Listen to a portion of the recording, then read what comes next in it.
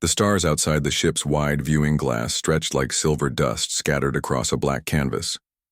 The Horizon's Light, a mid-sized human exploration vessel, drifted silently in the void. Its mission was simple: scan uncharted regions, map asteroid clusters, and keep a lookout for anything unusual. For weeks, nothing had happened.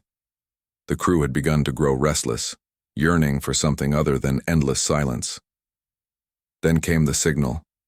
It was faint at first, a broken beacon, barely stronger than background radiation. The ship's sensors picked it up, repeating the same tone again and again. It wasn't human. It wasn't a standard galactic distress call either. It was older, stranger, almost desperate. Lieutenant Harper leaned forward over his console. "Captain, I've got something. Looks like an escape pod. Drifting." Captain Reiner, a tall man with a calm voice that carried authority, narrowed his eyes at the holographic projection. A small, egg-shaped vessel tumbled slowly in the darkness, its metal scarred, its engines dead. "Life signs?" the captain asked. Harper frowned, fingers dancing over the keys. "One. Faint. Very faint." The bridge fell silent for a moment. Everyone understood what that meant. Whoever was inside the pod had very little time left. "Bring us closer," Captain Reiner ordered. "Prepare medical." The crew snapped into action. The Horizon's Light shifted its course, gliding toward the drifting pod. As it drew near, the pod's exterior revealed burns from weapons fire, jagged scars across its hull. Whoever had launched it had escaped from something violent. The pod was pulled into the hangar using magnetic clamps. A hiss echoed as the airlock cycled open. Inside, they found her. The alien was tall compared to a human woman, her skin a pale lavender shade that shimmered faintly under the hangar lights. Her breathing was shallow, her chest rising and falling in uneven gasps. Strange patterned markings ran down her arms, glowing faintly as if her body itself carried light. She was unconscious, her body tangled in cracked restraints. "Dr. Alara, status?" Captain Reiner asked. Dr. Alara, the ship's chief medical officer, knelt beside the alien, her eyes sharp but filled with urgency.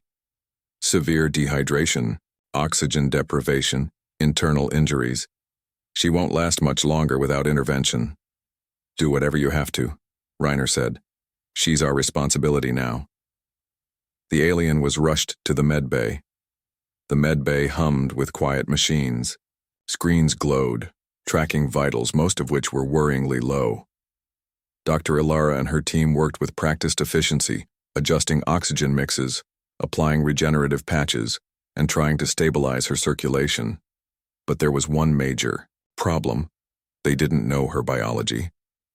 "Her blood chemistry is nothing like ours," muttered Ensign Liu, assisting Alara. "We can't risk using standard IV fluids. It could poison her." Dr. Alara bit her lip, thinking. "Look here," she pointed at the readout. "Her cells are collapsing from lack of fluid balance. Whatever her body runs on, it's losing stability. We have to hydrate her, or she'll die." Captain Reiner stood nearby, arms crossed, watching. "Options?" Ilara's mind raced. Human saline solution wasn't perfect, but with slight molecular adjustments using the ship's nanofilters, she could create a neutral fluid, something that wouldn't attack her cells even if it didn't fully match. "It's a risk," Ilara admitted, "but it might give her enough strength to survive until we understand her system better." Reiner nodded firmly. "Do it." The team worked quickly. Machines hummed as the solution was prepared. When Ilara returned to the bedside, the alien's skin had turned a dull grayish hue, the glowing patterns on her arms dimming further. Her breaths came in shallow, almost soundless rasps. "She won't last much longer," Ilara whispered. She lifted the tube carefully, leaning closer to the alien's face. Humans normally injected fluids intravenously, but the alien's veins were not where they expected them to be. Their scanners showed her bloodstream operated differently, with pathways that didn't allow a simple injection. "We'll have to administer it orally," Ilara decided. "Her system will absorb what it can. It's better than nothing." Reiner's brow furrowed. "Will she even understand what you're doing?" "She doesn't have to," Ilara replied quietly. "She just has to live, With extreme care, she tilted the alien's head and poured the first drops of the fluid into her mouth. For a moment, nothing happened. Then the alien swallowed weakly, as if her body instinctively recognized the need. "Good," Ilara encouraged, softly though the alien could not hear. "Stay with us. You're not done yet." Bit by bit, more liquid was given until the monitors showed the first signs of improvement. Her oxygen levels rose. The faint glow in her arm markings flickered, then strengthened slightly. "She's stabilizing," Lou said with relief. The crew exhaled as one. They had pulled her back from the edge. Hours passed. The alien lay unconscious but alive, her breathing steady, her color slowly returning. The medbay felt lighter, though no one forgot how close she had come to death. Captain Reiner finally turned to leave. "Good work, everyone. Keep monitoring her. When she wakes, I want to know immediately." But before he stepped out, Ilara called after him. "Captain, when she does wake, she won't understand what happened. To her, it may not look like healing. It may look like intrusion." Reiner paused, nodding slowly. "Then we'll explain. That's what humans do, isn't it? We try." The alien did not wake until the ship had traveled far from the site of her rescue. When she finally stirred, it was not with fear, but with confusion. Her eyes fluttered open, revealing irises that shimmered like liquid silver. She scanned the room, the strange walls, the glowing instruments, the humans watching her. Her voice was weak but clear, musical in tone though edged with bewilderment. "Why did you pour liquid in my mouth, humans?" she asked, her words halting but understandable. Her silver eyes narrowed, her expression unreadable. "Do you treat other females like this?" The medbay fell silent. The humans exchanged glances. They had saved her life, but clearly she did not yet understand. And so the true challenge began, not only keeping her alive, but bridging the distance between two worlds that had never met before. The medbay lights were dimmed, glowing in soft blue to keep the patient calm. Machines hummed gently, monitoring her pulse and oxygen. The alien woman lay on the bed, her chest rising and falling steadily now. For the humans, it was a small miracle. Hours ago, she had been close to death. When her eyes finally opened, everyone froze. Her gaze swept across the room. She saw the humans, figures of strange form, with smooth skin, different colors, and uniforms that carried symbols she could not understand. She blinked slowly, her silver eyes narrowing in suspicion. Her voice came weak but sharp. "Why did you pour liquid in my mouth, humans? Do you treat other females like this?" The crew exchanged quick glances. To them, it was a question of confusion, maybe even accusation. She sounded as though they had insulted her honor. Dr. Ilara was the first to step forward. Her tone was calm, gentle, the way one might speak to a frightened child. "We saved you. You were dying. The liquid was medicine. We meant no harm." The alien tilted her head, staring. Her expression was unreadable, but her markings, the faint glowing lines on her arms, flared and dimmed like waves of emotion. "Medicine?" she repeated slowly. "Your kind gives medicine through the mouth?" Ilara nodded carefully. "Yes. For you, it was the only way. Your body needed water and balance. Without it, you would not be alive now." The alien's lips pressed together. She seemed to think deeply, as though measuring the truth of Ilara's words. Finally, she looked away, her voice softer. "Among my people, such an act is not done lightly. To give liquid to another's mouth is a ritual of trust. It is sacred. You, humans, do not know what you have done." The crew stood stunned. A ritual? Sacred? To them, it had been an emergency medical procedure. To her, it carried meaning. They could not have imagined. Captain Reiner arrived then, his footsteps steady. He had been waiting for this moment, knowing the alien would wake soon. His tall figure carried authority, yet his eyes were warm, filled with patience. "You are safe," he said, his voice even. "We are explorers. We found your pod adrift. We could not leave you to die." The alien studied him in silence, her breathing steadied as she considered his words. Then, almost reluctantly, she asked, "Why?" The single word carried weight. It was not simple curiosity. It was disbelief. Reiner sat down near her bed, lowering himself so his height would not seem threatening. Because life matters. To us, it does not matter if you are human or not. If we can help, we try. Her silver eyes widened slightly. The glowing patterns on her arms flickered with uncertainty. She whispered, "Other species do not think like this." Ilara stepped closer. "Maybe not. But we're human. We do things differently." The alien looked between them. She seemed confused, even unsettled. For her, survival was not something strangers would ensure. In her world, only kin or allies gave aid. Outsiders were left to their fate, yet here she was, alive because humans had cared. Over the next hours, the crew worked carefully to build communication. Their ship's AI translated her speech, though imperfectly. Still, it was enough to exchange basic ideas. Her name, they learned, was Solara. She belonged to a species called the Clerians, unknown in human records. She had been aboard a larger vessel when it came under attack. The attackers were unidentified, shadows in the dark. Her ship had launched escape pods, but she was the only one who survived. Her voice trembled as she recounted it. "We fled, but fire followed us. My pod, broken. I thought I would end with the stars." "You didn't," Reiner said gently. "Not while we were near." Solara looked at him strangely, as though his words carried a meaning she could not quite accept. Days passed. Solara's strength returned, though slowly. She could walk now, her tall form gliding with quiet grace through the corridors of the horizon's light. Everywhere she went, the crew watched her with curiosity. They were explorers, trained to face the unknown, yet she was unlike anything they had seen. She, in turn, studied them. She watched humans laugh together in the mess hall, share food, tell stories. She saw how they argued fiercely yet forgave quickly, how they helped one another without hesitation. It puzzled her. One evening, she asked Dr. Ilara, "Why do humans always give? Food, drink, strength, even to me, who is not your kin?" Ilara smiled, her tired eyes soft.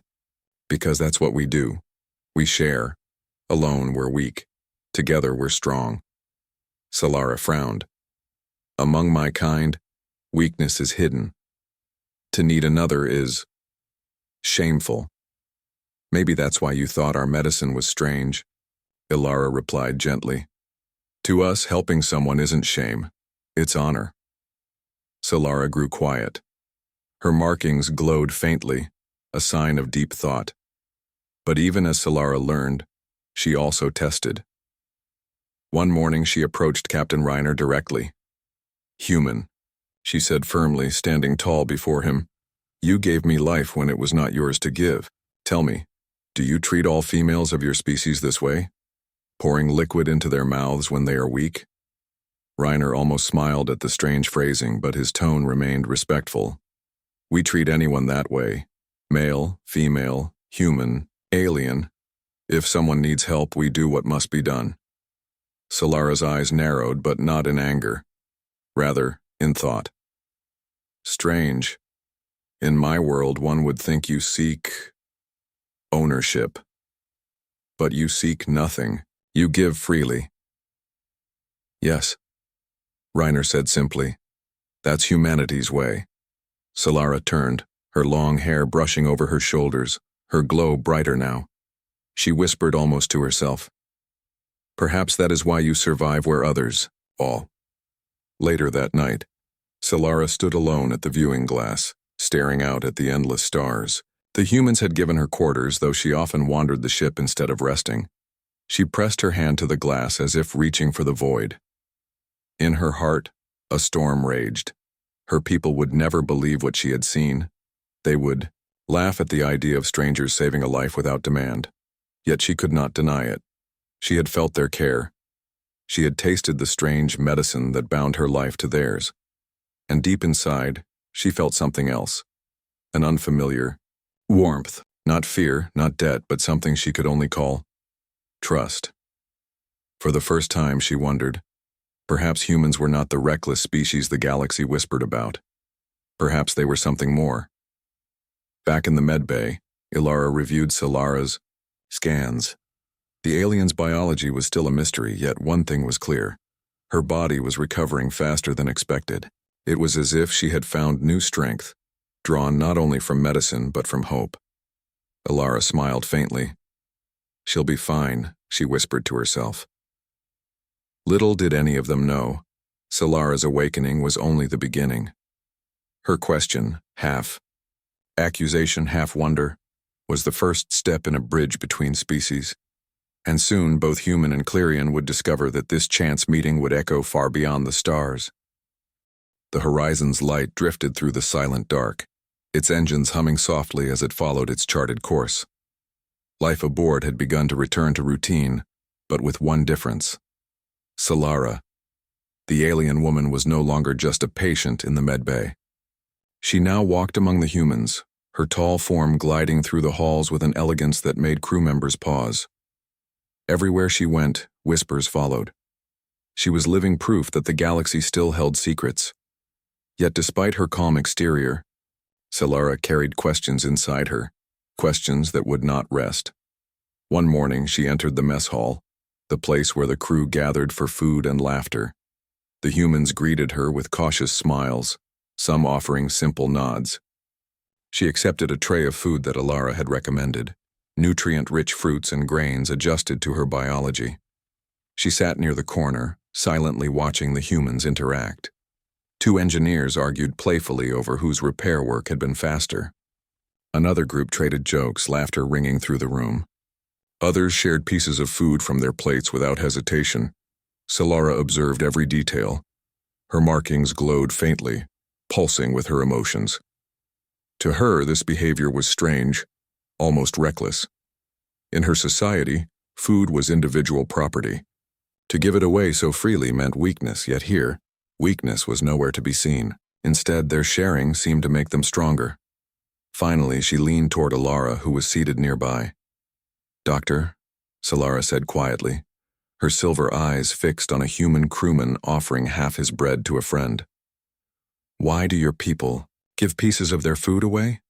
Do they not fear hunger later?" Ilara smiled gently. "Because if one of us is hungry, we all feel it. It's easier to share now than watch someone suffer later." Solara frowned, trying to understand. "So you divide weakness among yourselves?" Ilara shook her head. "No, we divide strength. That way no one is left behind." Solara fell, silent, her markings glowing softly as she absorbed the words. Later she visited the bridge. Captain Reiner stood at the center giving quiet instructions as the crew carried out their duties. When Solara approached, he acknowledged her with a respectful nod. "You seem stronger today," he said. "I am," she admitted. Her voice was calm, but her thoughts raced. "But I cannot understand you, Captain. You saved me. You give me food. You give me your ship's strength. Yet you ask nothing in return." Reiner's lips curved in the faintest smile. "Do we need to?" Solara's brows furrowed. "In my world, everything is balance. A gift must be repaid. Aid must be earned. Nothing is given freely. To take without return is dishonor." "Then consider this," Reiner said, his tone steady. "Among humans, giving freely is honor. To help someone without expecting anything, that is our strength. That is how we survive." Solara studied him closely. She wanted to argue, but the calm certainty in his voice left her with no ground. It was not arrogance. It was truth. Spoken, simply.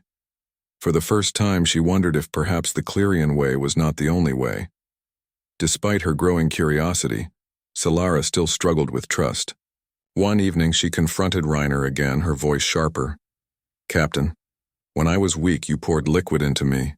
In my people's ways, that is an act of deep trust. It is sacred. Did you understand this when you did it? Reiner shook, his head slowly. No, we didn't know your customs. We only knew you were dying. Then you acted without knowing the meaning. Solara's voice rose slightly, markings glowing brighter. You risked dishonor without even understanding? Reiner met her gaze steadily. We risked nothing compared to what you faced. You were dying. That was all that mattered. His words stunned her. She opened her mouth to reply but found no answer. To her, dishonor was worse than death. To him, saving a life outweighed any cultural boundary. It was a bridge she had never crossed before. Two worlds meeting in one choice. The days stretched into weeks. Solara began to join more of the crew's routines. She trained in the gym alongside them, testing her strength against their machines. She watched how they coordinated in repairs, each member contributing without rivalry. She even learned some of their simple games, though she never laughed as easily as they did. But slowly, she began to see their ways not as weakness, but as something else. Unity. One moment stood out most. During a minor hull repair, one of the young crew slipped, nearly falling before another caught him. Solara's heart raced as she watched, expecting anger or shame to follow. Instead, the two humans laughed, brushing off the near accident as nothing. You laugh at failure? Solara asked in disbelief. The young crewman grinned. We laugh because we're alive. Failure's just part of learning. Solara's markings glowed brightly, reflecting her inner turmoil. Failure, in her culture, was carried like a scar. But here it was treated as a teacher. That night she whispered to herself in her quarters, perhaps humans are strong not because they never fall, but because they rise again. Yet misunderstanding still lingered. One afternoon in the med bay, Solara observed Alara helping an injured technician. The doctor cleaned the wound, applied a patch, and reassured him gently. Solara shook her head. You touch others so freely. Do you not fear losing respect? Among my kind, no one touches without permission. Alara smiled. Respect isn't about distance, Solara. Sometimes, it's about closeness. When we heal, when we comfort, it shows trust. Solara studied her, then slowly extended her glowing marked hand. Then, if I allow you to touch, it means I trust? Alara nodded. Yes. Solara hesitated, then placed her hand gently in Alara's. For the first time, she gave a sign of trust on her own terms. It was small, but it was a bridge. As the ship traveled onward, the crew began to accept Solara not just as a guest, but as part of their daily life. And though she still asked strange questions about food, laughter, and touch, she began to understand the answers more and more.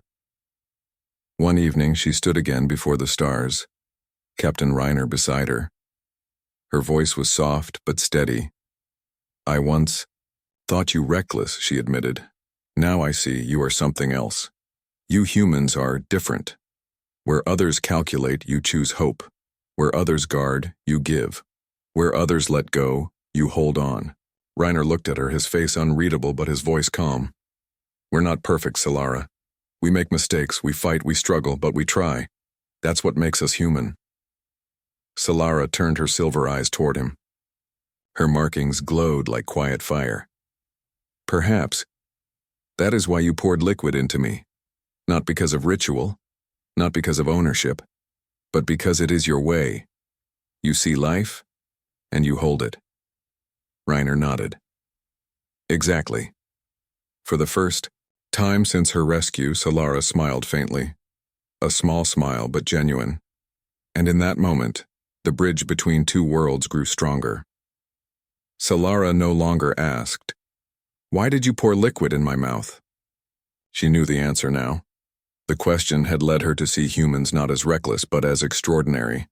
What she did not yet know, however, was how far this new bond would be tested, for beyond the stars, the shadows that had destroyed her vessel still hunted, and soon both human and Clerian would face them together. The horizon's light had grown quieter since Solara's arrival. The humans no longer saw her only as a guest or a rescued stranger. She had become something else, a presence that reminded them the galaxy was larger than any map. Solara, too, felt the change. She walked the ship's corridors with steady steps, no longer as a patient but as one who belonged. Yet deep inside, she wondered if belonging was truly possible. She was Clerian, bound by traditions her people considered sacred, and yet, the humans had shown her something different, something she had never expected. But her questions about them would not rest for long, because danger was approaching. It began with a signal. Lieutenant Harper sat at his console scanning the quiet dark ahead. His brow furrowed as an alarm blinked faintly on the screen. "Captain," he said slowly, "I'm reading something. Multiple objects. Fast-moving." Captain Reiner turned, his expression calm but focused. "Show me." The holographic display lit up. Several small shapes moved in tight formation, their energy signatures sharp and aggressive. They were not asteroids, they were ships. Solara's eyes widened when she saw them. Her markings flared in alarm. "I know those patterns," she said, her voice tight. "They are the hunters, the ones who destroyed my vessel." The bridge grew, tense. "How many?" Reiner asked. "5 ships closing fast," Harper replied. "They're arming weapons." Reiner did not raise his voice. "Battle stations." The ship shifted instantly into alert.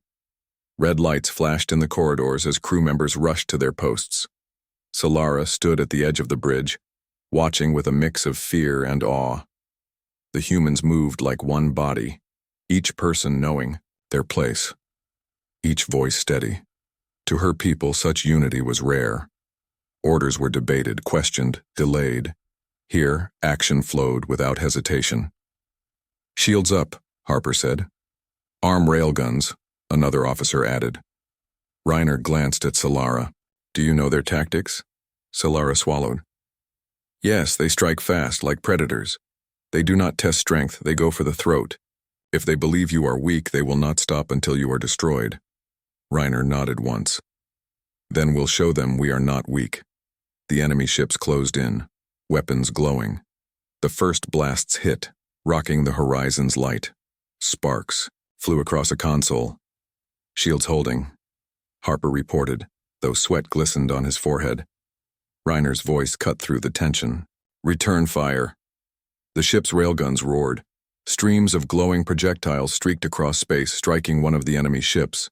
It shuddered, spun, and broke apart into fragments. Solara's eyes widened. You fight back?" Reiner's gaze stayed locked on the battle. Always. The fight raged. The horizon's light was outnumbered, but the humans fought with precision. Every crew member worked not for themselves, but for the others. "Starboard hit," someone shouted, redirecting. "Power to shields! Target their engines!" Solara watched, heart pounding. She had seen battles before. Among her people, panic often spread in combat. Individuals fought for survival, not for the whole. But these humans, these strange beings, fought as one. Each risked themselves for the others. Her markings glowed, brighter with realization. "This is why you live," she whispered. "This is why you rise again." But the battle was not won easily. The enemy ships pressed hard. One blast shook the horizon's light so violently that Solara stumbled, nearly falling. Reiner caught her arm, steadying her. "You should be in the med bay," he said firmly. Solara shook her head, her silver eyes blazing. "No, I will not hide. I owe them for my people. If I know their ways, I must share it." Reiner studied her, then gave a sharp nod. "Tell us." She stepped forward, her voice clear. "They will circle you, it is their hunting pattern. They strike from different sides until you cannot keep up. Break their circle. Force them into one path, then strike at their leader. Without it, the pack falls apart." Reiner looked to Harper. "You heard her. Plot a course to break their circle." Harper hesitated only a moment before obeying. The ship tilted sharply, engines flaring. Instead of waiting for the enemy to surround them, the horizon's light surged forward, breaking through the formation. The hunters scattered, surprised. Target the lead ship, Reiner commanded. Railguns fired. Missiles streaked. The lead vessel took hit after hit until it exploded in a brilliant burst of light. The remaining enemy ships hesitated, then turned and fled into the void. The bridge erupted in cheers. Solara stood frozen, her silver eyes wide, her voice trembled.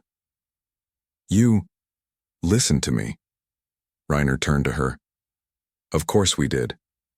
You're part of this now." Hours later, the ship floated quietly, repairing its wounds. The crew was exhausted, but alive. Solara walked slowly through the halls, her thoughts heavy. She had seen humans fight, not with cruelty, but with unity. They did not abandon one another. They did not give up when outnumbered. They adapted. They endured. They survived. In the mess hall, she found the crew, sharing food again, not in celebration but in comfort. They ate together, laughed softly, and supported each other's tired spirits. She stood at the doorway, her markings glowing softly. "Among my people," she said aloud, "victory belongs to the strongest alone. But here, victory belongs to everyone." Ilara looked up and smiled warmly. "That's the human way." Solara stepped inside, her voice steadier. "Then, perhaps it should be my way too." That night, she found herself again by the viewing glass, the stars endless, before her. Reiner joined her, standing quietly at her side. "You fought well," he said. "I only spoke," Solara replied softly. "You fought." "No," Reiner corrected gently. "We fought. Together." Solara turned to look at him. Her silver eyes glimmered with something new. Not just trust, not just curiosity, but respect. "You humans," she said slowly, "are more dangerous than I thought. Not because of your weapons, but because of your hearts." Reiner gave a faint smile. "That's the part most species never understand." Solara's markings glowed brighter, pulsing like a heartbeat. She whispered almost to herself, "Perhaps I understand now." The battle had passed, but its lesson remained. Solara no longer saw humans as reckless or strange. She saw them as something rare, beings who gave without demand, who fought not alone but together, who turned weakness into strength. And in her heart, she knew her people would never believe her unless they saw it with their own eyes. The true shift in perception had begun. The battle with the hunters had passed, but its memory lingered across the horizon's light. The crew worked tirelessly to repair the ship, welding broken panels and recalibrating damaged systems. Sparks flew in the hangar, tools clattered in. The corridors and the smell of heated metal filled the air. Solara moved among them, offering help where she could. Though she did not know human tools, she carried parts, lifted heavy frames, and stood beside those who struggled. No one ordered her, no one forced her. She simply wanted to give back. It was strange to her. Among her people, survivors of battle often carried shame, as if survival meant weakness. But here humans wore their scars like proof of strength. They did not mourn defeat. They celebrated survival. And Solara, though still unsure of her place, felt something stir in her chest. Belonging. One evening, the captain called a meeting in the central hall. The crew gathered, tired but alert. Solara stood near the back, her silver eyes watching carefully. Reiner spoke with his usual calm authority. "We survived because we fought as one, and we survived because Solara shared what she knew.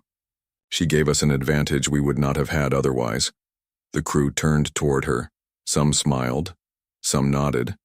Solara felt heat rise in her cheeks. She was not used to such recognition. Reiner continued, "Her knowledge saved lives, and her courage gave us strength. Whatever differences we may have, today proved we are stronger together." The hall erupted in applause. Solara's markings glowed brightly, pulsing with emotions she could not hide. She bowed her head slightly, a gesture of respect she had never given outside her own people. After the meeting, Ilara approached her. "You see now? We didn't save you to own you. We saved you because it's what we do. Solara nodded slowly, and I believed at first you were reckless, that you had no sense of ritual or balance, but I was wrong. You have balance. It is simply not the same as ours. Your balance comes from giving, not from taking. Solara smiled. You're learning. Fast. Solara placed her glowing marked hand on Alara's. I will never forget what you gave me. Days later, the ship intercepted another signal. This time it was not hunters. It was Clerion. The moment Solara heard the code, her body stiffened. Her people were near. The horizon's light adjusted course, and soon a massive Clerion cruiser came into view. Its hull gleamed with symbols of her people, elegant yet stern. On the human bridge, tension rose. The Clerion ship dwarfed the horizon's light. Its weapons were many. One mistake could mean disaster. Open a channel, Reiner ordered. The screen lit up. A Clerion commander appeared, tall, stern, his markings glowing with suspicion. His silver eyes narrowed as he saw Solara among the humans. Solara, the commander said sharply. You live. Solara stepped forward. Yes, Commander. I live because of them. She gestured toward the humans. The commander's eyes hardened. Humans? You allowed them to touch you? To feed you? Solara's markings glowed bright, not with shame but with strength. Yes, they saved me when even my own kin could not. They gave me water when I was dying. They fought beside me when hunters closed in. They did not abandon me. They did not demand repayment. They gave freely. Murmurs rose among the Clerion officers behind the commander. Such words were not spoken lightly. The commander's voice turned cold. And what did they take in return? Nothing, Solara said firmly. They took nothing. They gave life. The humans on the bridge stayed silent, letting her speak. This was her moment. Solara lifted her chin. Commander, all my life I was told that to need another was weakness, that survival alone was strength. But I tell you now, I saw true strength. It was not in solitude. It was in unity. It was in laughter shared, in food divided, in wounds healed by another's hands. These humans are not weak. They are stronger than we ever understood, because they stand together. The hall fell silent. Even the human crew felt the weight of her words. The commander studied her, his face unreadable. Finally, he said, You speak with the markings of truth. I will hear no more now. Return with us, Solara. The council must decide what this means. Solara looked back at Reiner. For a moment, she hesitated. She had grown to trust the humans, to see them as more than strangers. Leaving felt like tearing away a part of herself. Reiner gave a small nod. Go. Speak for what you've seen. That's your path now. Her silver eyes softened. And if they do not listen? Reiner's voice was steady. Then keep speaking. One voice can become many. Solara felt her chest tighten. She wanted to argue, to stay, but she knew her people needed to hear this truth. She stepped forward. Then I will go. But know this. Your way will not be forgotten. I carry it now. The transfer was made. Solara crossed the airlock into the Clerion cruiser. As the door closed behind her, she looked back one last time at the humans standing there. She raised her hand, palm glowing, in a gesture of trust. Dear. Humans returned the gesture with their own salute, and then she was gone. Back on the horizon's light, the crew stood quietly. Harper broke the silence. Do you think her people will believe her? Reiner stared out at the stars. Maybe not, right away. Change never comes easily, but she believes. And sometimes that's enough to start something greater. Alara added softly.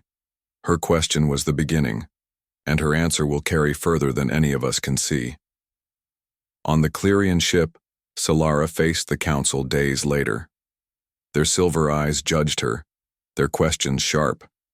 But she did not waver. She told them of the liquid poured into her mouth, of the humans' strange laughter, of their unity in battle, and though many doubted, some listened, some markings glowed with thought instead of anger. Seeds had been planted. Solara realized then that humanity's gift was not only saving lives, it was changing how others saw life itself. Alone in her chamber, Solara whispered to the stars, "Why did you pour liquid in my mouth, humans? Do you treat other females like this?" She smiled faintly. "Yes, you do. And that is why you are different. That is why you may shape the galaxy." Her markings glowed brighter, like fire in the dark, and far away, aboard the horizon's light, the humans continued their journey, never knowing that their simple act of kindness had already begun to change the destiny of an entire people.